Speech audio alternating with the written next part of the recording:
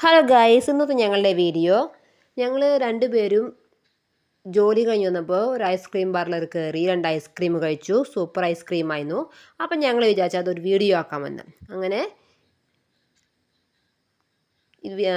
ഞങ്ങൾ വിചാരിച്ചൊരു വീഡിയോ ആക്കാമെന്ന് അങ്ങനെ വന്നതാണ് ഇങ്ങോട്ട്. ഓക്കെ, അപ്പോൾ ഈ ഐസ്ക്രീം പാർലർ ലൊക്കേഷൻ പറയുകയാണെങ്കിൽ ഇത് ജൂബിലി മിഷൻ ഹോസ്പിറ്റലിൻ്റെ ഓപ്പോസിറ്റുള്ള റോട്ടിലാണ്.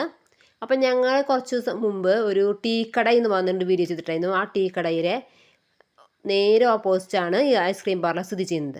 ഇതാണ് അമൂൽ ഐസ്ക്രീം പാർലർ. കണ്ട,